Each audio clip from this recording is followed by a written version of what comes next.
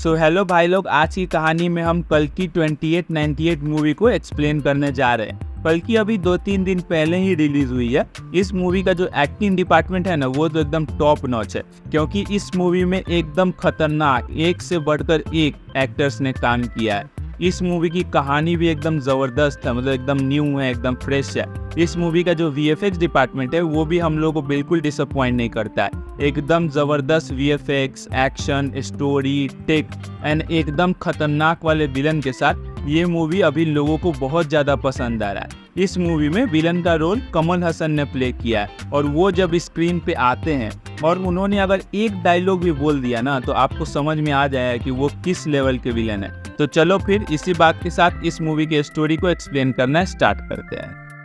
आइए देखते हैं, बैठचंद मजा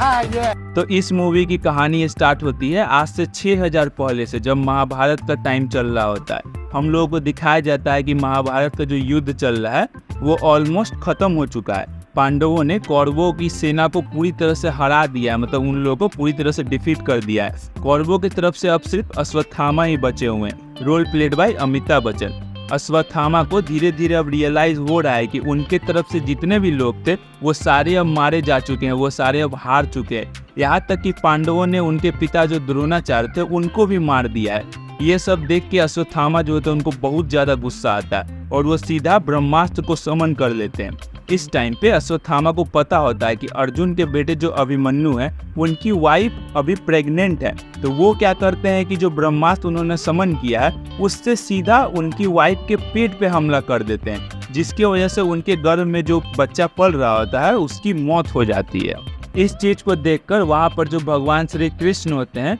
उन्हें बहुत ज़्यादा गुस्सा आता है, और वो इतना ज़्यादा गुस्सा हो जाते हैं कि अश्वत्थामा की हालत बहुत ज़्यादा बुरी कर देते हैं और उन्हें एक श्राप भी देते हैं, जहाँ पे उन्हें वो श्राप देते हैं कि तुम्हें अब जिंदा रहना पड़ेगा। जब तक कलयुग चलेगा तब तक तुमको जिंदा रहना पड़ेगा। तुम मतलब मरने की भीख भी मांगोगे ना, तब भी तुम्हें मौत नहीं आएगी। मगर श्राप मिलने के थोड़ा देर बाद ही अश्वत्थामा को समझ आता है कि उन्होंने बहुत बड़ी गलती की है, जहाँ पे वो भगवान श्री कृष्ण से माफ़ी भी मांगते हैं और उनको बोलते हैं कि मुझे अपनी गलती को सुधारने का एक मौका चाहिए। तो श्री कृष्ण भी उन्हें माफ़ कर देते हैं और उन्हें गलती सुधारने का एक मौका भी देते हैं, जहाँ पे वो अश्वत्थामा को बताते हैं कि अब क्योंकि महाभारत खत्म हो चुका है और कलयुग आने वाला है, तो कलयुग में एक ऐसा राक्षस आएगा जिसका नाम हुआ कली, और वो पूरी दुनिया को खत्म करने की कोशिश करेगा। तो वहीं पे उसको मारने के लिए या उसको रोकने के लिए एक भगवान अवतार लेंगे धरती पे, जिनका नाम होगा कल्कि। अब कल्कि अवतार जिस माता की कोख से जन्म लेंगे ना,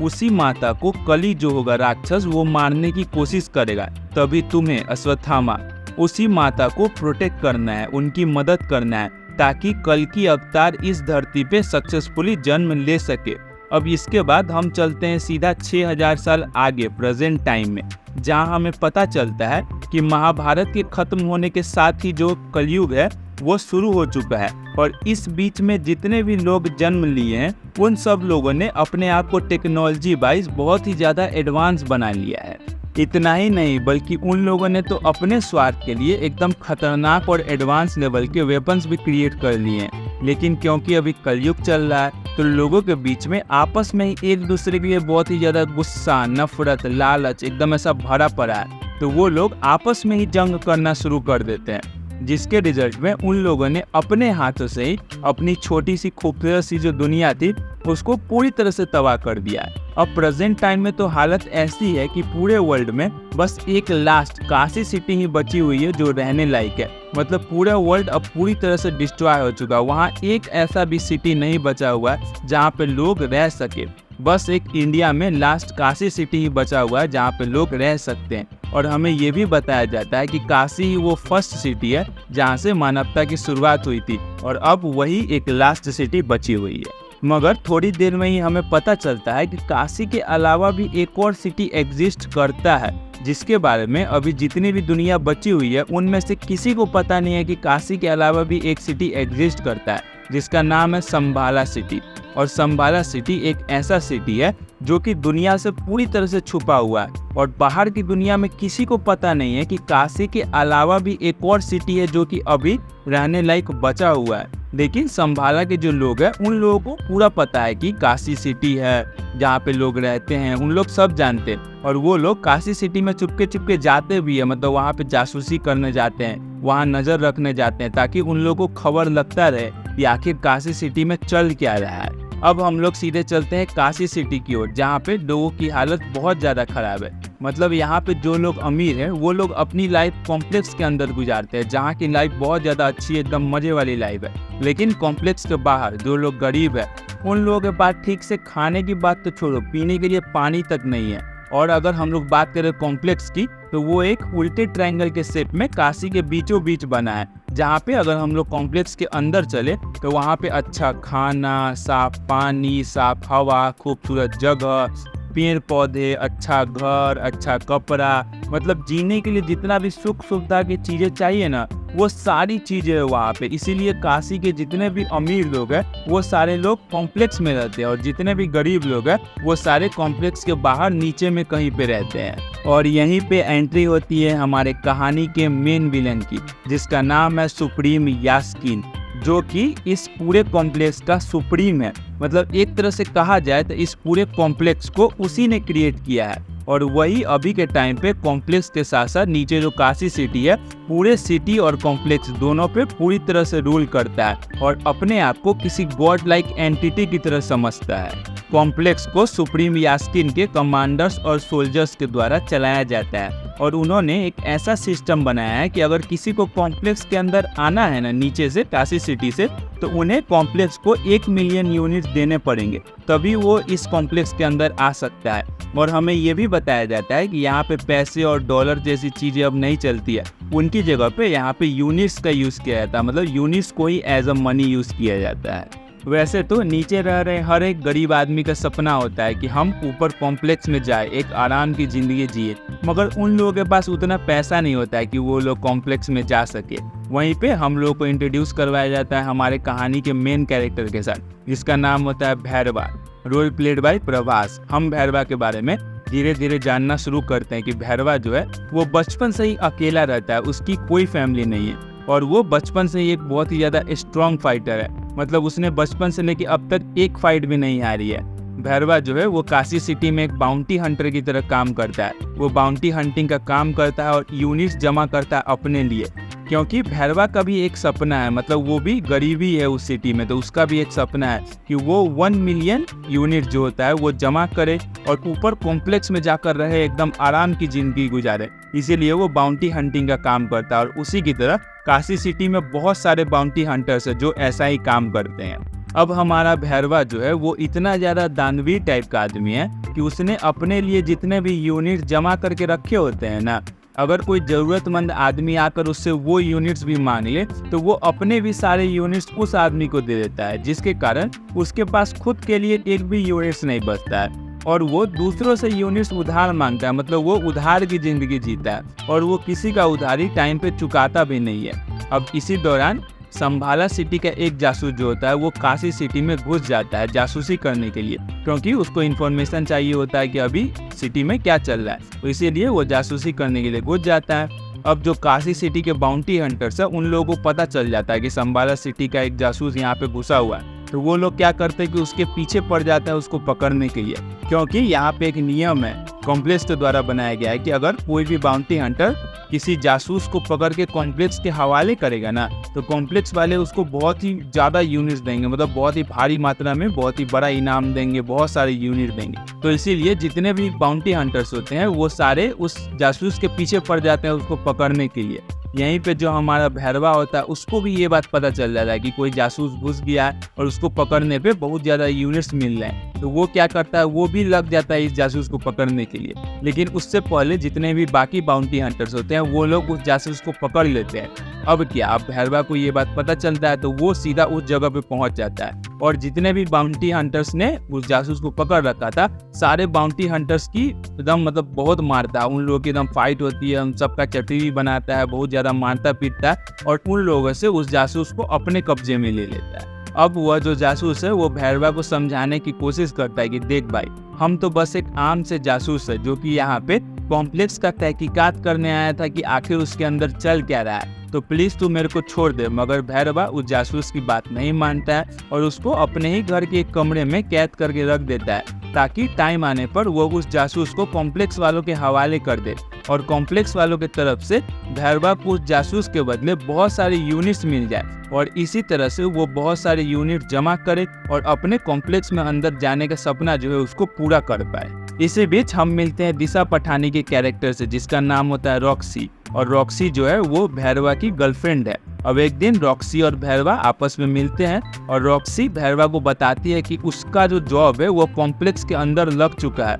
और वो कल से अपना जॉब करने के लिए कॉम्प्लेक्स के अंदर जाने वाली है। अब जैसे ही भैरवा कॉम्प्लेक्स का नाम सुनता है वैसे ही वो रॉक्सी से रिक्वेस्ट करने लगता है कि प्लीज़ मेरे को एक दिन के लिए तू अपने साथ कॉम्प्लेक्स के अंदर लेके चल, क्योंकि भैरवा का बहुत मन है कि वो कॉम्प्लेक्स को अंदर से देखे कि आखिर वो अंदर से है कैसा। रॉक्सी भैरवा की बात मान जाती है और उसको अगले दिन अपने साथ कॉम्प्लेक्स के अंदर लेकर जाती है, जहाँ पे भैरवा जैसे ही कॉम्प्लेक्स के अंदर जाता है वहाँ की चकाचौंध देख करके तो उसको अपनी आंखों पर विश्वास ही नहीं हो रहा था कि वो जहाँ नीचे में रहता है उसके जस्ट ऊपर में इतना सुंदर जगह है। मतलब भैरवा वहाँ की सुंदरता में इतना खो जाता है कि वो एकदम पगला सा जाता है, वहाँ पे पार्टी वार्टी करने लगता है, एकदम हल्ला हलगामा करने लगता है, जिसकी वजह से कॉम्प्लेक्स के सोल्जर उसको देख लेते हैं और कॉम्प्लेक्स के सोल्जर उसको पकड़ते हैं और उठा करके कॉम्प्लेक्स से बाहर फेंक देते हैं। मगर अब तक तो शेर के मुंह में खून लग चुका था। मतलब भैरवा को कॉम्प्लेक्स का रईसी एकदम पसंद आ गया था, उसने वहाँ की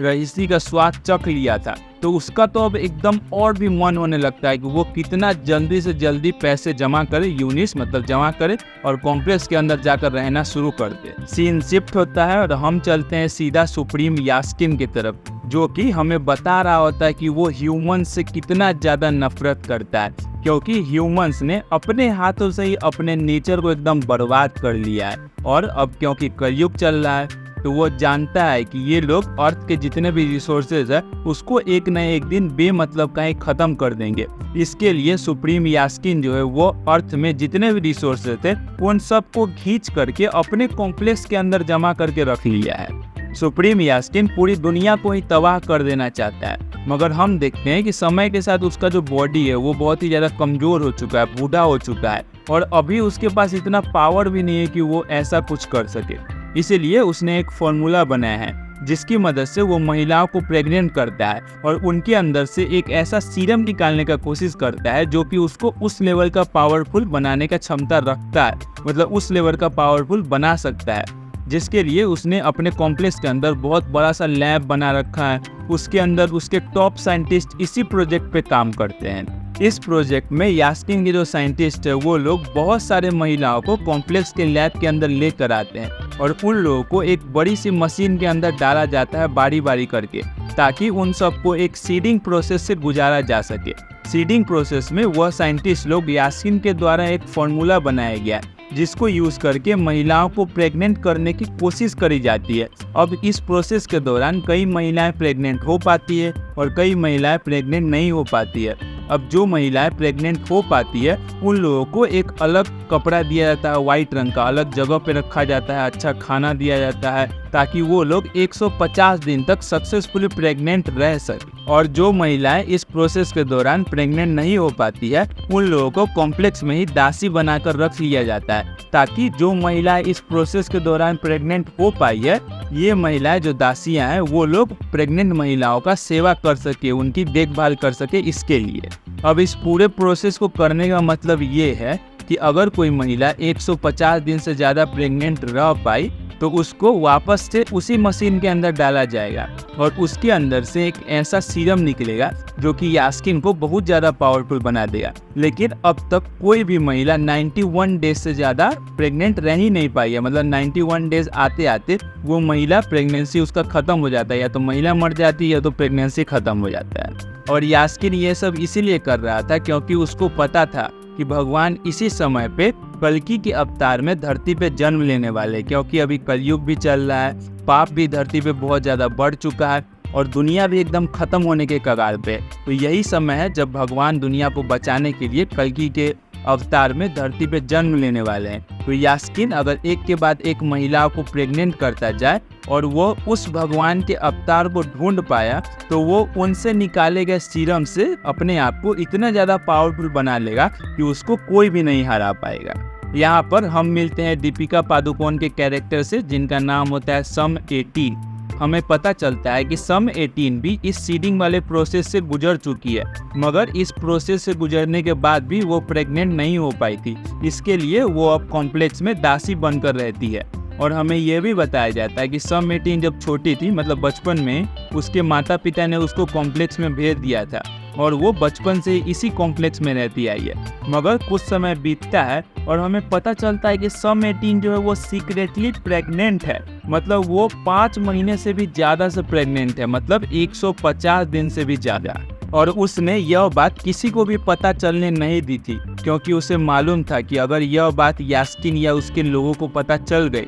तो वो लोग उसे वापस से उठाकर उसी मशीन में डाल देंगे और उसके अंदर से सीरम निकालने की कोशिश करेंगे। मगर एक दिन कॉम्प्लेक्स का एक सैनिक सम 18 को प्रेग्नेंट देख लेता है और वो कॉम्प्लेक्स के जो कमांडर होते हैं उनको जाकर के बता देता है ये सारी बात। तो कॉम्प्लेक्स के जो कमांडर होते हैं और लैब के जो लोग होते हैं वो लोग सम 18 को उठाकर लेकर जाते हैं और उसको सही में उस बड़ी वाली मशीन में डाल देते हैं और उसके अंदर से सीरम निकालने की कोशिश करने लगते हैं। मगर जैसे ही वो लोग एक बूंद सीरम निकाल पाते हैं वैसे ही कॉम्प्लेक्स का सारा पावर ही उड़ जाता है। मतलब वहाँ का पूरा पावर सप्लाई ख़त्म हो जाता है। पूरा आसपास की जो चीज़ें होती है वो बहुत ज़्यादा एकदम सेकी हो जाती है, बहुत ज़्यादा हिलने लगती है। वहीं पास में ही एक मंदिर में हम अश्वत्थामा को देखते हैं, जो कि वैसे तो बैठकर मेडिटेशन कर रहा होता है, लेकिन अचानक से ही उसका आँख खुल जाता है और उसको ऐसा एहसास होने लगता है कि भगवान उसको इशारा करने का कोशिश कर रहे हैं कि अब भगवान के धरती पे जन्म लेने का घड़ी जो है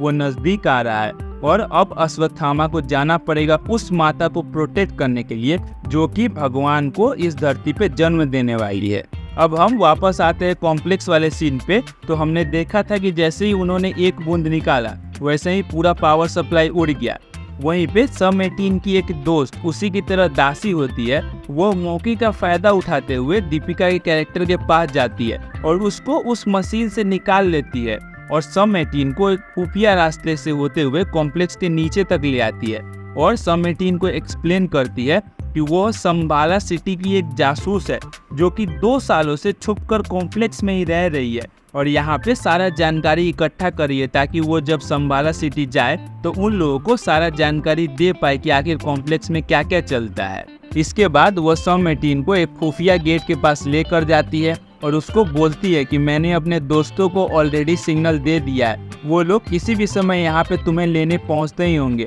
वो लोग यहाँ से तुमको ले करके संबाला सिटी जैसी सुरक्षित जगह पे लेके जाएंगे जहाँ पे तुम आराम से एकदम सुरक्षित तरीके से रह पाओगी। मगर सम 18 उस लड़की जासूस से पूछती है कि तुमने मेरे लिए ये सब क्यों किया। तो लड़की जासूस सम 18 को बताती है कि संबाला पूरे दुनिया से छुपा हुआ एक पवित्र सिटी है जहाँ के लोगों का मानना है कि एक दिन एक औरत इस धरती पे भगवान को जन्म देगी जो कि इस पूरी दुनिया की रक्षा करेंगे, पूरी दुनिया को बचाएंगे और मुझे लगता है कि वो औरत तुम ही हो जो कि भगवान को जन्म देने वाली हो। तभी वहाँ पे संबाला सिटी के 3 और एजेंट्स आ जाते हैं जिन्हें उसी लड़की जासूस ने बुलाया होता है, जो कि बहुत बड़ी सी गाड़ी लेकर आए होते हैं। वो लोग सम 18 को उस गाड़ी में बैठाते हैं और वहाँ से निकल जाते हैं। मगर वो जो लड़की जासूस होती है वो वहाँ से नहीं जाती है क्योंकि वो सम 18 को बोलती है कि तुम जाओ और मैं यहीं रहकर सिचुएशन को संभालने की कोशिश करूँगी। अब कॉम्प्लेक्स के कमांडर को जैसे ही ये बात पता चलती है कि सम 18 वहाँ से भाग चुकी है,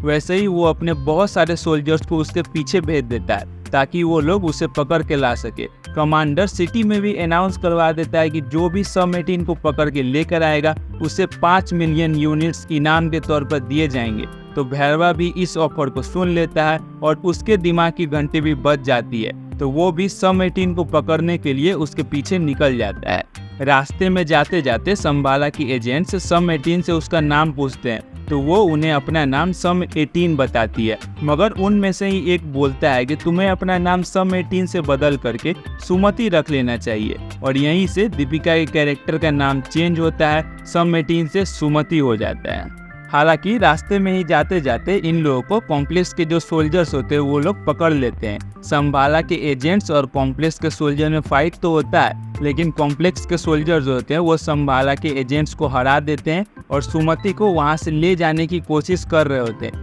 मगर तभी वहां पे एंट्री होती है अश्वत्थामा की, जो कि वहां आते ही उन सोल्जर्स की अच्छे से बैंड बजाता है और सुमति को समझाता है कि अब से उनकी रक्षा अश्वत्थामा करेगा, क्योंकि वह एक ऐसी माता है जो कि जल्द ही एक भगवान को इस धरती पे जन्म देने वाली है। लेकिन इतने में ही हम देखते हैं कि यहाँ पे भैरवा भी पहुंच चुका है, जो कि सुमति को खोज लिया था, क्योंकि अगर वो सुमति को पकड़ लेता है और कॉम्प्लेक्स वालों के हवाले कर देता है तो उसे 5 मिलियन यूनिट्स मिलेंगे, जिसकी मदद से वो अपना सपना पूरा कर पाएगा और कॉम्प्लेक्स में रह पाएगा। इसीलिए भैरवा जो होता है वो अपनी पूरी कोशिश के साथ सुमति को वहां से पकड़ के ले जाने की कोशिश करता है, जिसकी वजह से अश्वत्थामा और भैरवा के बीच में बहुत तगड़ी वाली फाइट छिड़ जाती है। मगर अश्वत्थामा जो होते हैं वो बहुत ज़्यादा पावरफुल होते हैं, वो भैरवा को बहुत बुरी तरह से हरा देते हैं और सुमति को वहां से लेकर के सीधे संभाला सिटी पहुंचते हैं। इधर कमांडर जो होता है उसे पता चलता है कि उसके सारे सैनिक मारे जा चुके हैं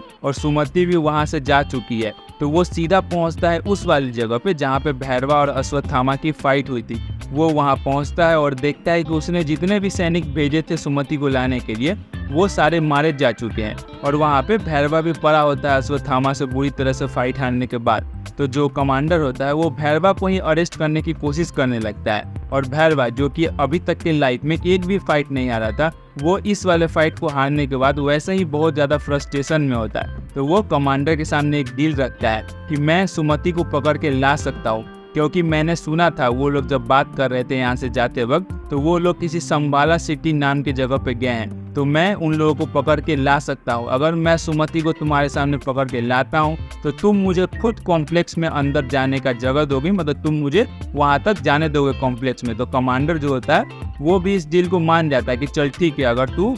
सुमति को लेकर आता है तो मैं खुद तेरे को कॉम्प्लेक्स में अंदर लेकर जाऊंगा और वहाँ तू आराम से अपनी बाकी की जिंदगी ऐसे से गुजारिए। इसके बाद भैरवा सीधा अपने घर उसी संभाला वाले जासूस के पास जाता है जिसको उसने शुरू में पकड़ा था। वहां जाकर के वह जासूस के सामने झूठ मूठ का इमोशनल ड्रामा करने लगता है ताकि वह जासूस को अपने जाल में फंसा सके। भैरवा जासूस को झूठ मूठ का कहानी सुनाना शुरू करता है, जहाँ पे भैरवा उसे बताता है कि उसने सुमति को भगाने में उन संभाला वासियों की मदद की, जिसकी वजह से अब उसे कोई भी इजाज़त नहीं देगा कॉम्प्लेक्स में अंदर आने का। तो अब कोई मतलब बनता भी नहीं है कि वो किसी को पकड़ के रखे और जासूस भी भैरवा के इस इमोशनल ड्रामे में फंस जाता है, जहाँ पे जासूस भैरवा को ऑफर देता है कि तुम मेरे साथ संभाला सिटी चल सकते हो, कोई ज़रूरत नहीं है तुम्हें कॉम्प्लेक्स में जाने का, क्योंकि कॉम्प्लेक्स वाले जो लोग हैं वो बहुत ही ज़्यादा बुरे हैं। तो अब तुम्हें भी बुराई का रास्ता छोड़ देना चाहिए, तुम मेरे साथ संभाला सिटी चलो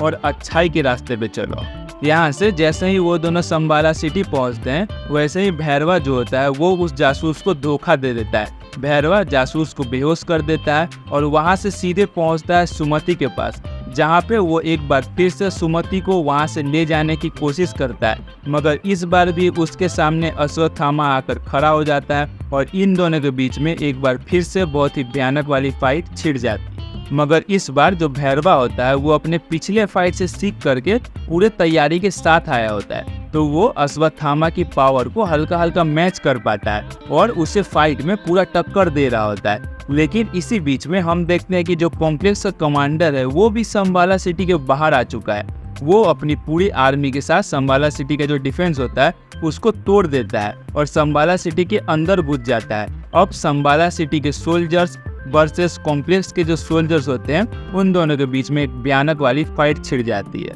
और यहाँ पे एक बहुत बड़ा सा वॉर का ब्रेकआउट हो जाता है, जहाँ पे कॉम्प्लेक्स के जो सोल्जर्स होते हैं वो संभाला के सोल्जर्स पे भारी पड़ने लगते हैं। और यहाँ पे हमें ये भी पता चलता है कि अब तक अश्वत्थामा जिस हथियार से लड़ते आ रहे हैं वो हथियार उनका नहीं है, बल्कि वो हथियार महाभारत के टाइम के कर्ण का हथियार है।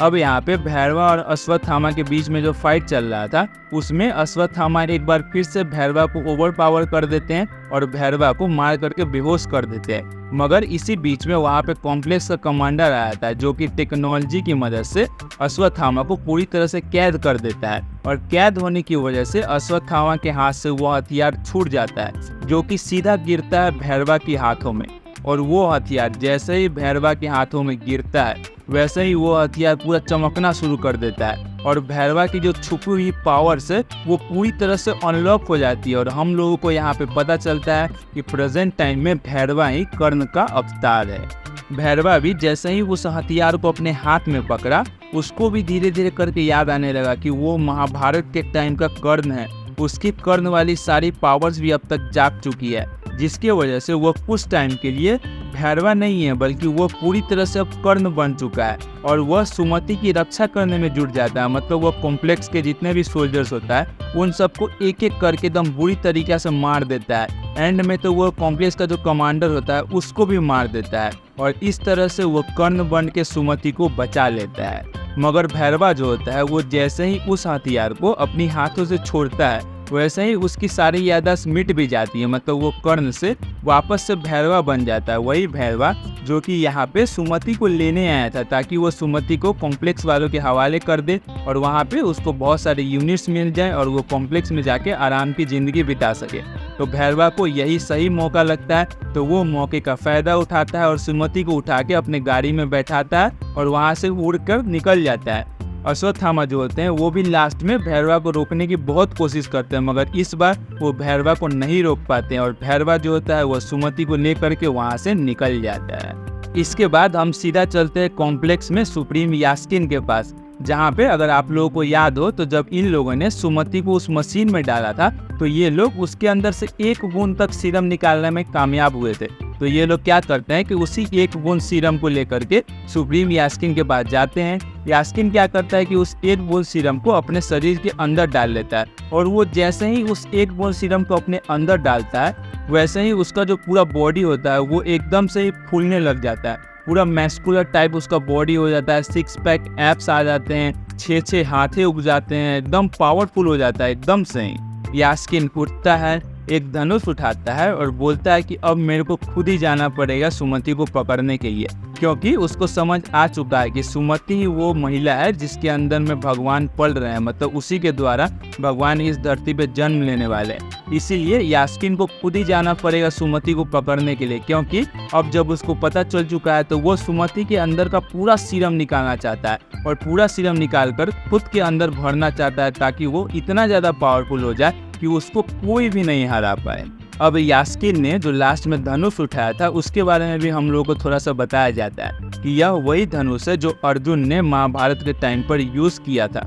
इस धनुष को स्वयं भगवान ब्रह्मा ने बनाया था, मगर जब महाभारत का युद्ध खत्म हो गया तो अर्जुन इस धनुष को भगवान को वापस करना चाहता था। तो वो क्या किया कि इस धनुष को एक नदी में ड्रॉप कर दिया, मगर क्योंकि अब इस प्रेजेंट टाइम में सारी नदियां सूख चुकी है तो यास्किन के आदमी कहीं से ढूंढ करके इस धनुष को वापस लेकर आ गए, जो कि यास्किन अब अपने हथियार के तौर पर इस धनुष को यूज कर रहा है। और इसी के साथ इस मूवी की स्टोरी यहीं पर एंड हो जाती है। मतलब इसमें और भी स्टोरी को अभी आगे बढ़ाया जाएगा, लेकिन अभी तब तक के लिए स्टोरी को यहीं पर ख़त्म कर दिया गया। मतलब कल की कहीं जब आगे पार्ट 2 पार्ट 3 ऐसे आएगा तो हम लोगों को पता चलेगा कि स्टोरी में आगे क्या होने वाला है, लेकिन तब तक के लिए स्टोरी यहीं पर ख़त्म होता है। आप लोगों को इस पार्ट की स्टोरी कैसी लगी और वीडियो कैसा लगा ये कमेंट करके बता सकते हो। और वीडियो यहाँ तक देख ली है, अगर पसंद आया हो तो अपने तरफ से एक लाइक कर देना, शेयर कर देना, और कहीं से घूमते फिरते इस चैनल पर न्यू आ गए हो और अगर कंटेंट पसंद आ रहा हो तो प्लीज़ सब्सक्राइब भी कर देना। चलो मिलते हैं नेक्स्ट, तब तक के लिए पीस आउट।